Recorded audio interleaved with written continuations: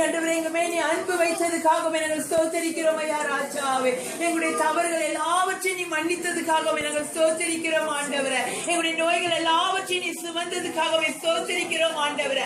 எல்லா சாபங்களையும்